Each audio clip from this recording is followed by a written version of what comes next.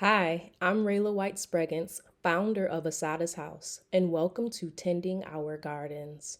This offering is part of our holistic postpartum support initiative for Black and Brown families in Philadelphia, funded by the Reinvestment Fund. We created it because new parents deserve nourishment, not only food, but community, guidance, and care that honors the fullness of their being. What you're about to watch is an asynchronous workshop from our educational series. We kept these sessions real and grounded so they feel like being in the room with us. Wherever you're joining from, I invite you to arrive as you are. Take a breath, get comfortable, and let this be a moment of tending to your body, your spirit, and your postpartum journey. Thank you for allowing us to walk alongside you. We're glad you're here. So let's begin.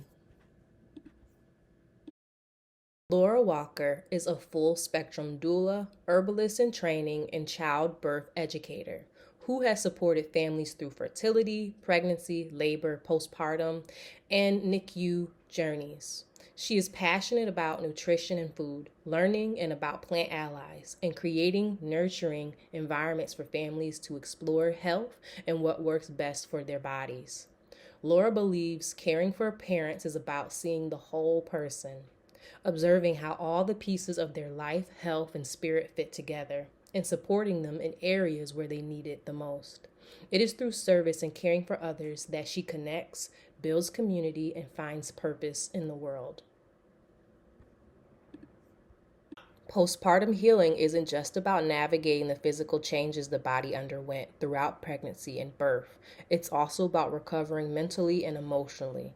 Too often we focus on only one part of our health, forgetting that our mental, emotional, and physical well being are intricately linked. In this workshop, we'll discuss holistic postpartum care that focus on the whole body with the support of herbal allies. From warming foods and healing teas to rejuvenating herbal baths, plants assist with rebalancing the mind, body, and spirit. But most importantly, working with herbs pushes us to pause and check in with ourselves to support our bodies with intention. We'll discuss how to work in partnership with plants, infusing postpartum care with intention, and calming practices that support mental, physical, and emotional wellness. Ah, all right. Hello. This is Healing the Whole Body Herbal Care Practices for Postpartum Wellness by Laura Walker. It's me, the Hearth and Soul Doula. I'm a full spectrum doula, herbalist in training, and holistic caregiver. I won't give too much on the bio side, but I do want to share my experience so far with supporting families. I've been supporting families for like 4 years. And in my trainings and learnings, I ended up finding my way into herbalism. It just felt like a really good, easy transition. It made the most sense. And it became my rabbit hole of things I wanted to learn and continue to learn. So I was lucky enough to train with indigenous doulas and midwives and practitioners, herbalists who've shared and continued the knowledge sharing of the Black granny midwives, knowledge that's been passed down for generations, and their perspectives have shaped how I engage with herb herbal supports and postpartum care, or just care for families throughout the entire reproductive process. So, I that lens is how I envision or kind of navigate how I support families. And that is part of why I have such an emphasis on like intentional healing. So I want to give that I like to give that as the background or the lens through which I tend to look at herbs and for healing for ourselves and connecting with ourselves. So that'll be woven throughout this entire conversation today. But we'll explore a little bit about birth and postpartum as transitions, healing the body or healing for the whole body, what does that even mean? Intentional healing and partnering with plant allies. I'll talk about my favorite herbal allies for postpartum care. I'm actually brewing some water now, or heating up some water now, so I can show you how I make my own teas. Got me at the perfect time because my period's about to start. So I'll be having similar blends that I share with my postpartum families. So that'll kind of cover some of the practices for postpartum wellness as well. So to start, birth and postpartum as transitions. I think it's really important to kind of set the stage for what the body is experiencing through birth and postpartum. I don't think that we always have time to really acknowledge everything that's going on in like a year span, right? Like creating a baby or creating life takes 9 months or so. But then you get into the postpartum period, and that's like a whole year of changes. So the major changes that happen physically being the changes in blood volume, right? So the veins to your uterus have to expand to accommodate increased blood volume so that you can feed your baby.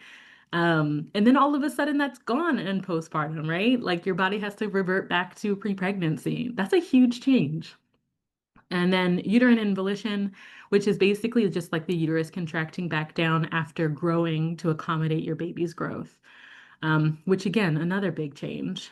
And then hormones. Hormones really dictate everything in our lives. The hormone relaxin, especially, is what helps your ligaments loosen up in your bones and joints to create space for your baby. So your hips shifting, your rib cage.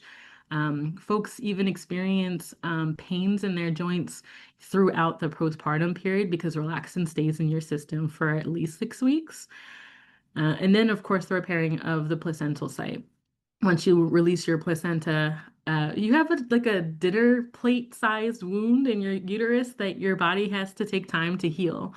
And those are just baseline changes, right? That doesn't include cesarean birth, where they're cutting through 7 layers of your tissues, or if you have to have an episiotomy, or if you have any tearing, or any kind of like other complications during labor, which add to the physical changes that you're going through and repairing from. But these are baseline that everybody experiences regardless of their birth experience.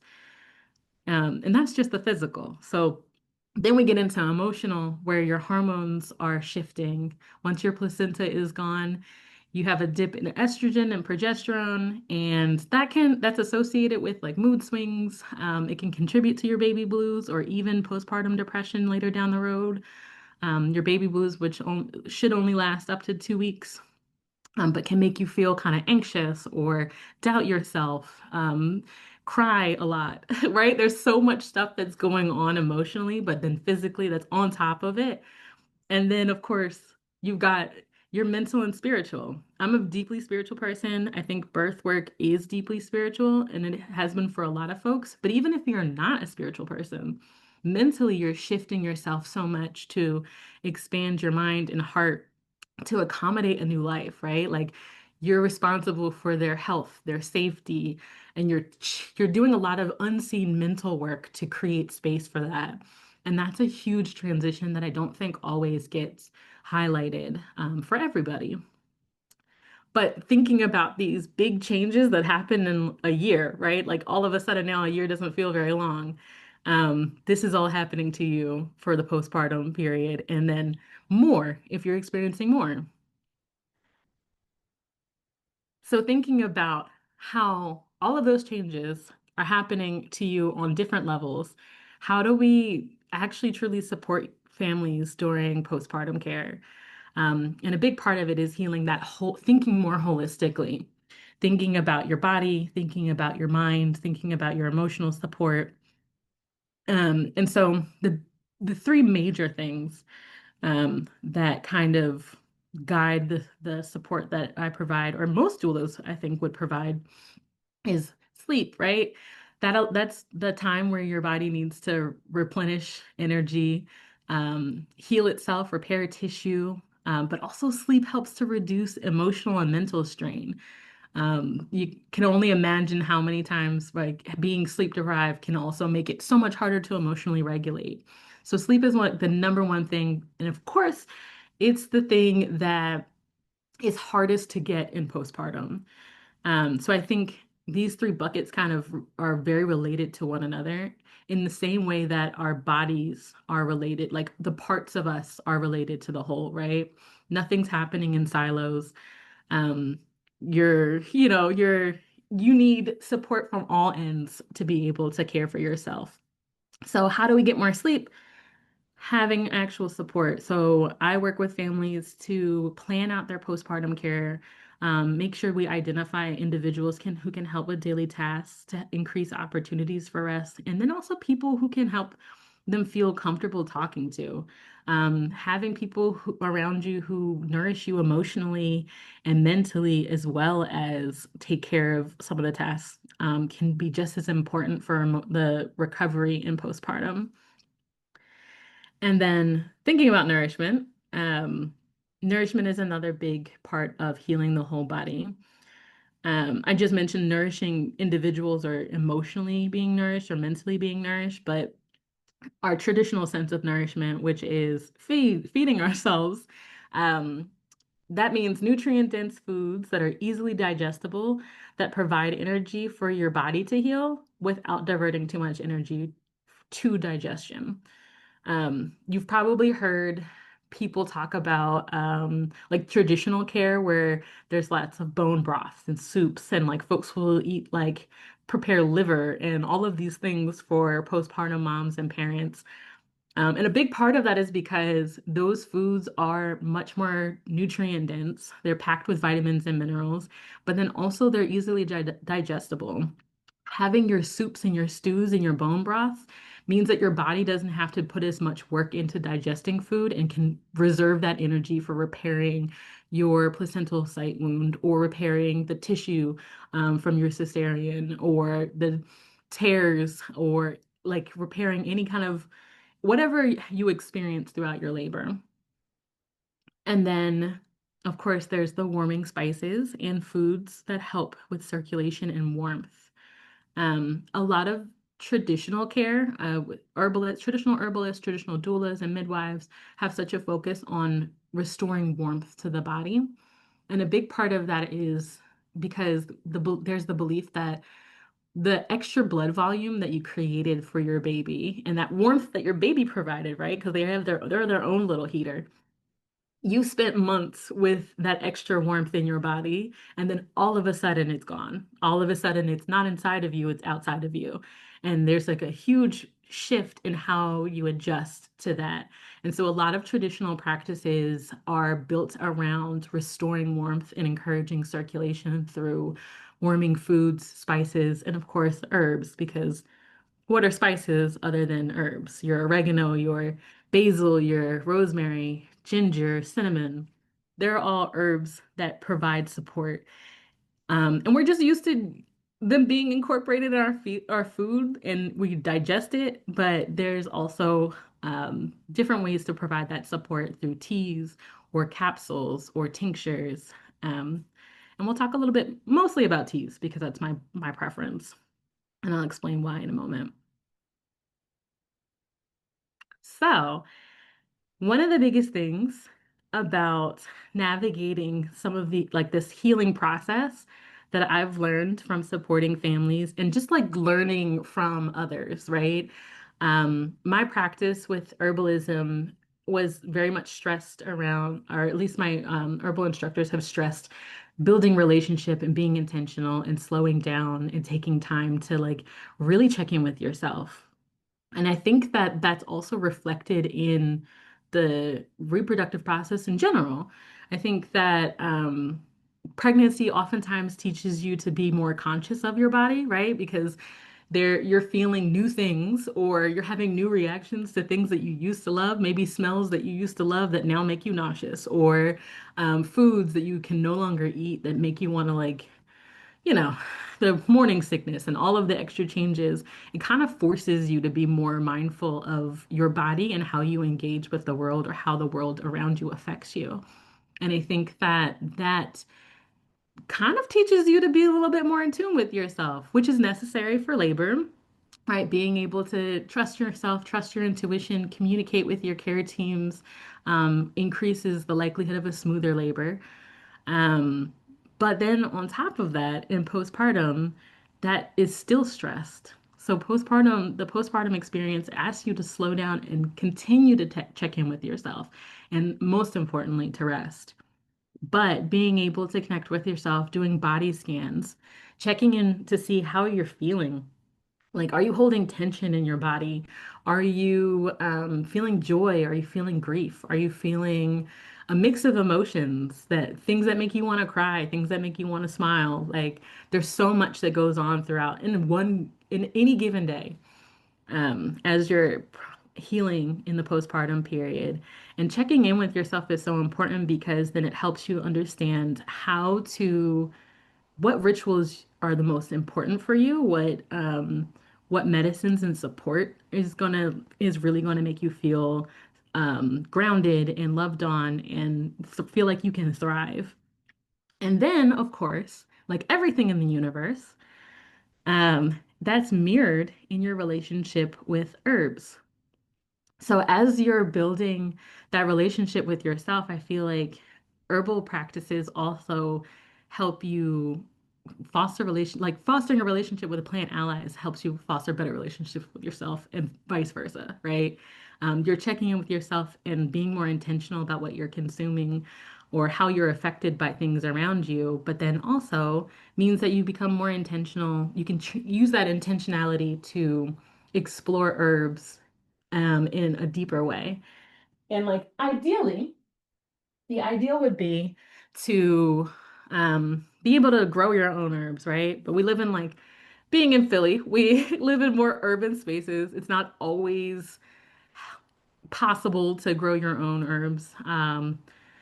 Sometimes, my house right now, terrible lighting for herbal growth. So I have to stick with my dried herbs. But being able to learn about their parts, read about them.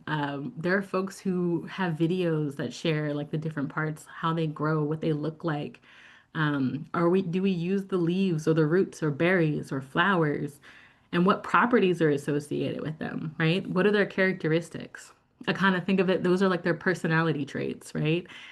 Um, and then you think about like the nutrients they contain. There's so many herbs that are packed with minerals and vitamins that help us heal and feel supported and grow well.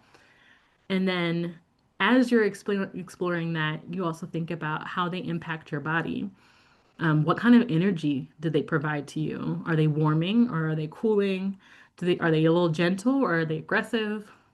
And sometimes you start to learn how you respond to different types of herbs, right? Like sometimes I can't do an aggressive herb. Sometimes I need like a little gentle, like, please talk to me nice type situation, right? But like the more you learn, the more you take time to explore herbs, maybe one at a time, where you're exploring one or a couple that you're like really you really gravitate towards. And the more you learn about them, the more you work with them, the more they show you their medicine in different ways. And I'll talk a little bit about my favorite herb that I do that with, um, and because she's really honestly the one I recommend to everybody all the time.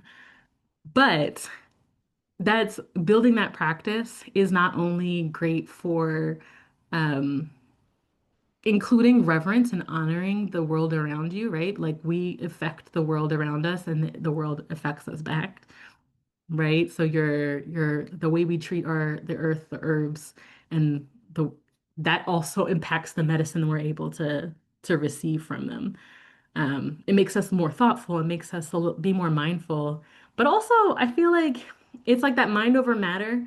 You start to build like intention for yourself. You start to build positivity, changes how you speak to yourself, and about the things around you, which are all important for your emotional and mental well-being. So before I get into the herbs themselves, because my water is hot, and I'm ready to make this blend real quick, but I want to talk about the herbal actions for postpartum herbs. So When you're learning about herbs, there's so many properties, so many actions that are associated with different herbs. Just like we all have like different versions of ourselves, they all have so many different properties um, that kind of work together or work with other herbs really well. But these are my favorite key actions that kind of dictate what herbs I like to use for postpartum. Number one being the nutritive. These are herbs that provide extra nutrition. They nourish an organ or a system. So these are herbs that are packed with vitamins and minerals. And of course, again, right, you're replenishing so much energy. You're needing a little bit more support, especially if you're breastfeeding or chest feeding. You need to replenish energy nonstop, right? So I love these herbs because they are so good for nourishing ourselves, helping with healing and supporting folks through postpartum. And then the galactagogues, which are those that help with the flow of breast milk. Some of them can be really good for increasing supply. A lot of them can also be good for just increasing the quality of your supply. So I've had moms who use some of my blends and realize that it makes their milk thicker, less watery. So different herbs can affect you in different ways in that way too. And then nervines, which act on the nervous system. So they help to calm your nervous system. They're great stress relievers. Those are your chamomiles, your lavenders. They help give you that soothing feel. It's because they're nervines and they have like this like restorative, gentle kind of warmth for your nervous system. It's kind of like a hug. And then the tonics, which increase physical tone of an organ or tissue, especially helpful with uterine tonics. So your everyone's favorite raspberry leaf is a uterine tonic. It's part of why it's believed to be such a good uterine healer. And then the astringents, which are similar to tonics, but they specifically help dry and tighten tissue or membranes. So think like wound healing. So when you're like having wounds or cuts that need tissues that need repair, these are really helpful herbs for that. And then diffusives, which are more about like moving energy and circulation out from the center of your body to your periphery. Think about like when if you're a person who has frequently cold feet, so like poor circulation. So these are herbs that can help kind of like move that circulation, move energy a little to extend to your extremities. Um, so let's get into the herbs. My favorite herbs, I have 2 pages of this. My favorite herbs are your red raspberry, right? So that nutritive uterine tonic, galactagogue. It's believed to be supportive to for uterine healing, strengthening the uterus. Great for end of pregnancy, labor, and then into postpartum support. And then my stinging nettle, which is my favorite. I mentioned before, like the that one herb that just keeps on giving. This is her. She is my absolute favorite. For anybody who's wanting to start with herbs, I always start with stinging nettle because one, very nutritive, packed full of iron, magnesium, calcium, some vitamins. It's a galactagogue, a uterine tonic, so it helps with like especially like healthy breast milk. So I think this is one that's less of like increasing flow and more of strengthening the supply that you have.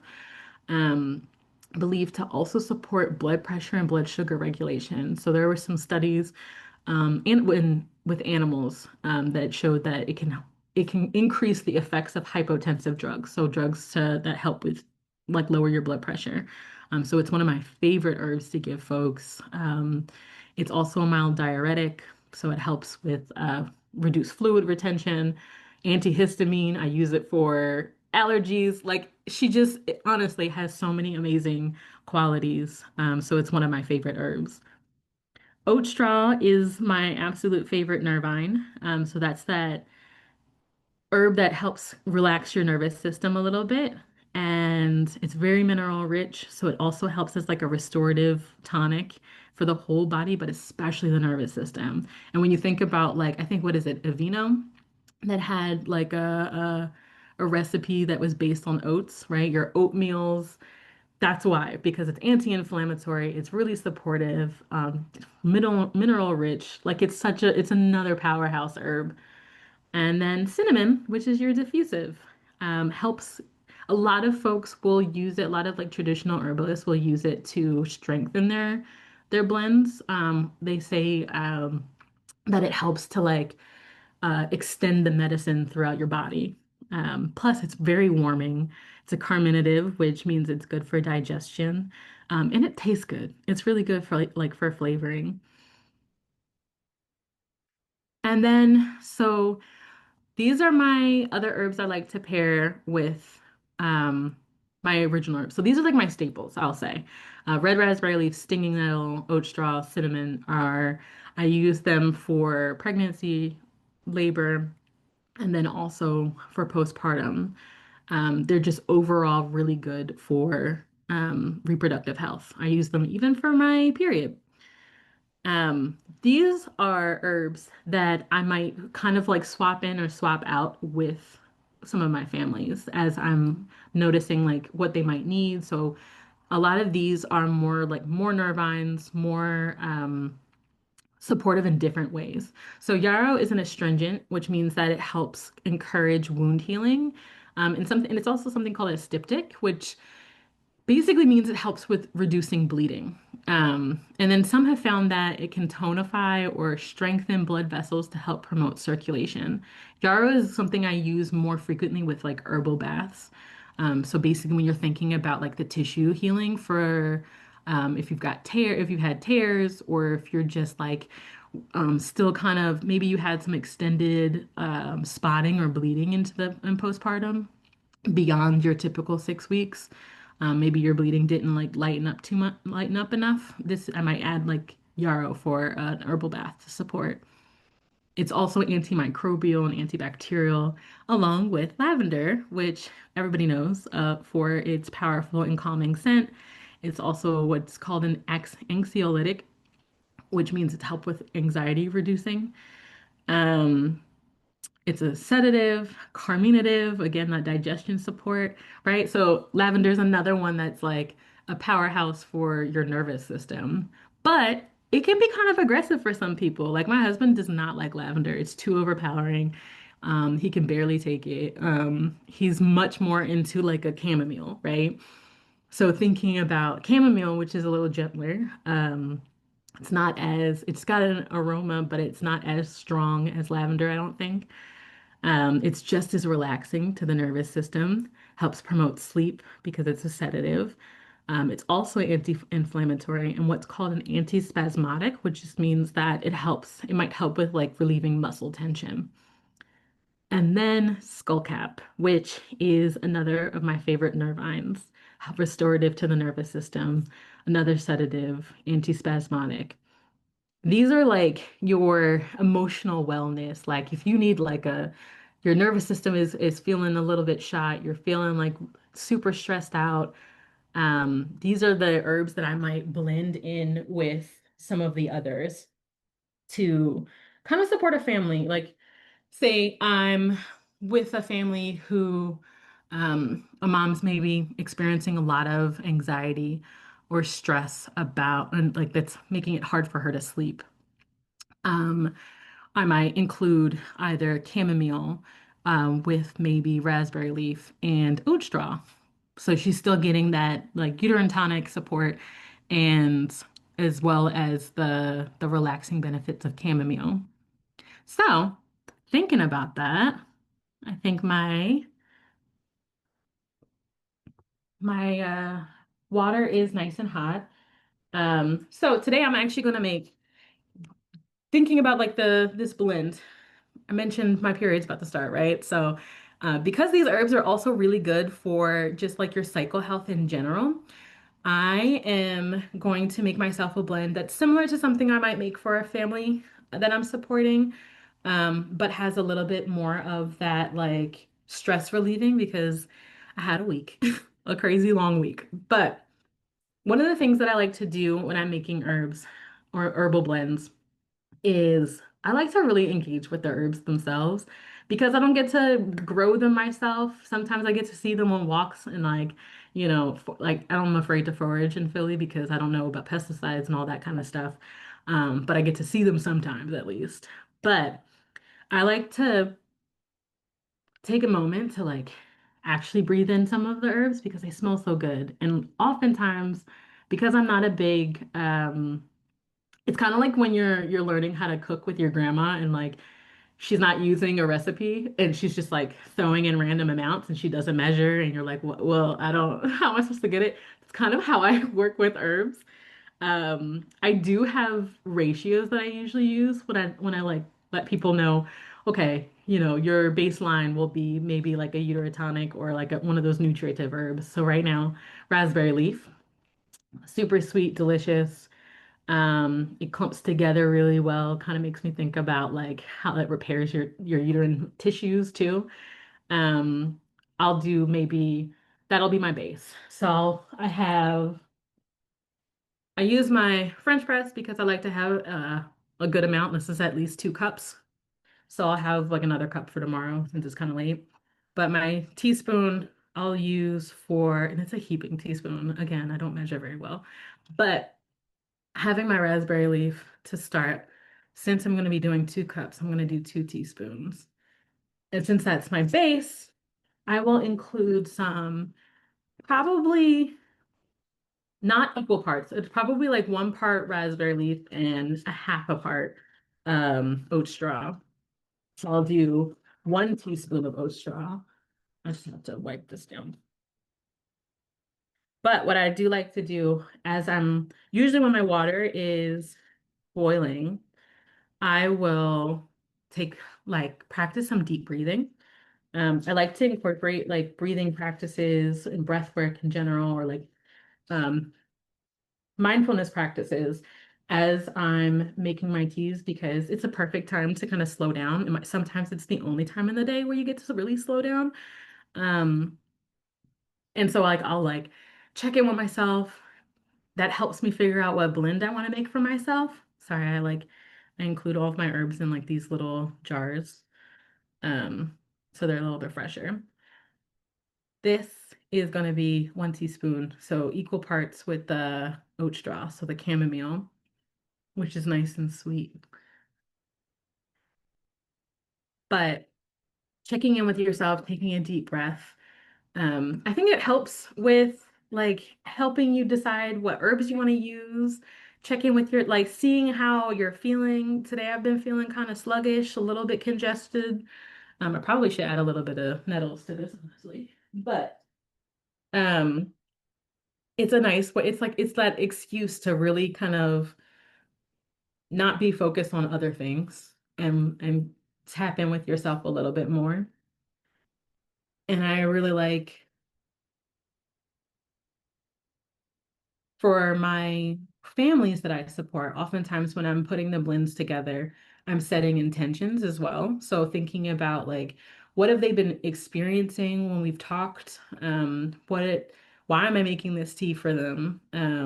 Is it because they need a little less stress and some healing? So I'll kind of like infuse those intentions in this time too.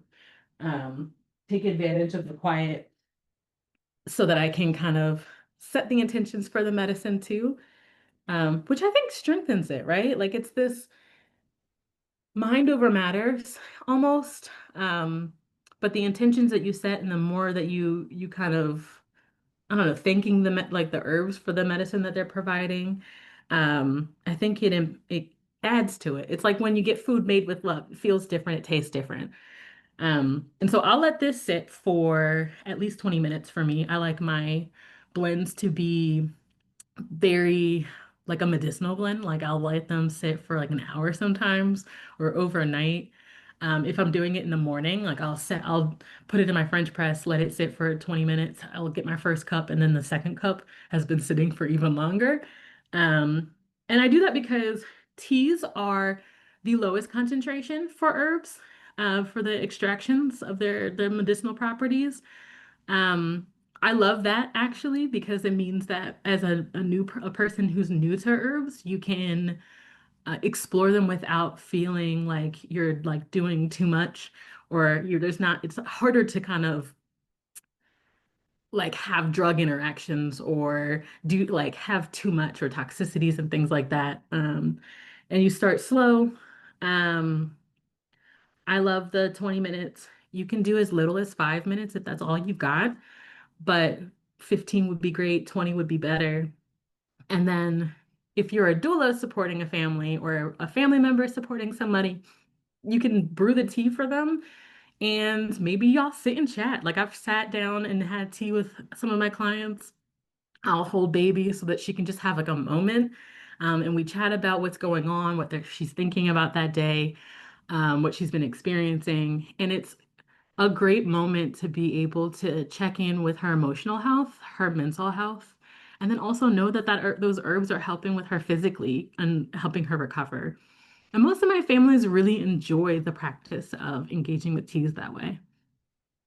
So now that we've made, I'll enjoy that later, but I want to add in some of the other um, stuff I have here. So we just covered like these intentional practices, right? Starting or ending your day with an herbal tea is so like it's even if it's only a couple of minutes, even if you just have like a tea bag from a box from the store. For those, I tend to encourage folks to steep them for a little bit longer, just because we don't know how long they've been sitting for, how long they've been packaged for. Um, so I definitely do those at least 15 minutes minimum. More usually if I know that they've been in my cabinet for too long. But thinking about your intentions, speaking warmth, life, and healing into yourself, and savoring the smell and the taste. Let it all fill you up. Like that's such a um it's like a self-care practice. It helps you really ground yourself a little bit more. You can journal, um, kind of have a cup of tea and a bath if you want to. Like there's honestly, you can kind of let it be whatever kind of ritual feels good to you. Um, but incorporating those deep breathing practices is really helpful, I think, because it helps you check in with yourself, identify where you're feeling tension. And then also, this is my favorite breathing exercise because helps to lower blood pressure and heart rate, and it increases relaxation. So that like in for 4, out for 6 or 8, um, is really, really helpful. And I can't do like the herbal bath blend right now just because I don't want to waste it. I don't have a good bathtub in my house. But when I do herbal baths, I incorporate this as a part of postpartum care, especially for moms or parents who have had some really like tough experiences or really are really struggling with stress or recovering. Oftentimes, this is one of the things I do with families in the last week of our time together, because I'll make the blend based off of, the experiences that they've been having and what we've been talking about. And my base is usually like an antibacterial or antimicrobial because we want something that, especially if they're still healing, we want something that's not going to disrupt that healing. So those are your yarrows or your lavender. Um, I have a blend that I do both. Like I have like there'll be equal parts, or it's more yarrow heavy and then like a sprinkle of lavender, just because I know how lavender can sometimes be a little bit too much for some people. I incorporate a calming herb like chamomile or oats, because you can do like an oatmeal bath and that feels so nice. Really great for your skin, anti-inflammatory. They're both great nervines that help make you feel like held and loved and like reduce your stress. And then I add florals, so like your marigolds or roses, just because it's nice to look at, right? Like the whole point is to also support you on every level, right? Like whatever makes you feel warm inside and feel good, I add in some extra, like maybe some fresh flowers. But what I usually do is I make the blend. I brew it as like a tea. I have it simmer on the stove for an hour. Again, I love a good medicinal, a medicinal infusion. I run a bath for the mom or the parent, and I watch baby, and we set the tone. Like we'll change like the lighting. Sometimes we use candles, sometimes not, because these herbs are very aromatic. Like as I'm steeping the herbs, the whole house starts to smell like lavender and chamomile or oats and yarrow. Like it's like everybody in the house starts to feel like they're like really calm, really relaxed, and it starts immediately, right? So like there's even medicine in the steam. And then I'll pour the blend into the bath and she'll have some time, have a nice little 20-minute soak, chill out. Like she can drink some. I might set aside some for her to drink. And then afterwards, it puts you to sleep. So I've had families who did not take me seriously when I said it will put you to sleep because chamomile is a sedative. And you're soaking your skin, one of your largest organs, for like at least 15 minutes. You're definitely going to go to sleep. But like sometimes they feel energized right after, and then like after like 20 minutes, they're out like a light. Um, so I always encourage if you're going to utilize any kind of like sedative herb like chamomile, making sure that your families you're supporting, or if you're doing it for yourself, making sure you don't have any plans, you don't have to go anywhere, you have somebody to watch baby, so that you can get a good sleep and you don't have to worry too much. And of course, always remember to check with your medical provider to ensure that you're cleared for a bath before starting. So, like, we usually wait. That's why sometimes for my C-section mamas, and parents, I wait until after the 6 weeks, once they get that go ahead. But for anyone with a vaginal delivery, as long as they're cleared for a bath, we do it whenever they're feeling ready for it. And sometimes it's coupled with like maybe we talk through some of their biggest stressors before the bath, like maybe while I'm brewing the tea, and we just like release some of that so that she can just relax in the bath and then come back refreshed. It's a really good reset for families. I've had families really enjoy it so much, especially my NICU families. And then, of course, always remember checking with your medical provider. Herbs, most of these herbs are relatively safe. However, I will say that there isn't the most research to help us understand their impact on a scientific level, which is also why I like to have folks start really slow. I love teas for this reason. Your teas are low concentration. You can start slow, monitor yourself for reactions if you're trying new herbs. When I give my blends for folks who are pregnant, I always start them, my pregnancy blends start around like 32 weeks. And the goal is to get up to 2 cups, 2 to 3 cups a day. And I start them at 1 cup and emphasize checking in with yourself because you're introducing something new. Your body might, even if it's something that you had before pregnancy, your body might react differently to it.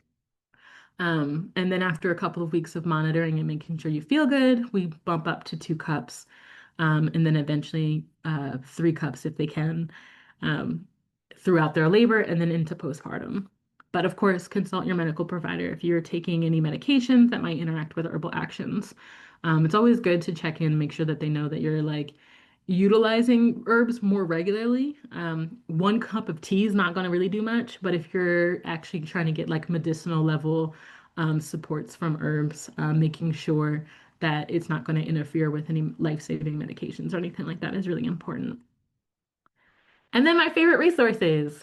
Um, this is my absolute favorite book to recommend to families in postpartum, or for doulas. It's The First 40 Days. They have so many good thoughts, practices for wellness, but she also incorporates nourishing meals and teas. They're all delicious. The mushroom broth is my favorite. When I make it, I add in some nettle leaf, because I like to add a little extra for the iron. She has recipes for pescatarians, for vegans, vegetarians, omnivores. She's got snacks and savory meals, all anything. It's in there. It's delicious. You can adjust it however you need to. And then some resources for exploring herbs more deeply. This first site is really great. It has a list of the known galactagogues. Oh my goodness.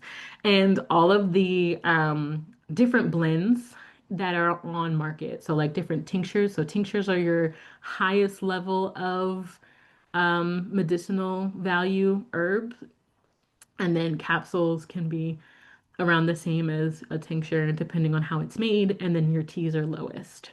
So they have like they have categories, different brands to use. Herbal Reality is a great website that I've been using more recently that's been really helpful. They have a lot of like different, you can find more herbalists to follow. They have little profiles for herbs, which I love. It includes like their energetics, their tastes, how to like really like build a relationship and learn about them. And then the Encyclopedia of Herbal Medicine is really helpful. You can pretty certain you can get it in the Philadelphia Library. It's a super helpful resource for just learning all the things about herbs. And then, of course, if you want to check in, if you want to get more recipes or figure out more resources for your herbal experiences, feel free to contact me. My Instagram is in the works, and my email is always available. I'm working on a website, but definitely I'm always open to chat about herbal supports, postpartum care, or just doula work in general, or anything, honestly. But thank you. Thank you so much, Laura. That was incredible. I just feel like the depth of what you shared, um, also the science behind what you shared is so important. And I feel like so many families are going to benefit from this presentation. You put a lot into it. Thank you. Thank you. I'm excited.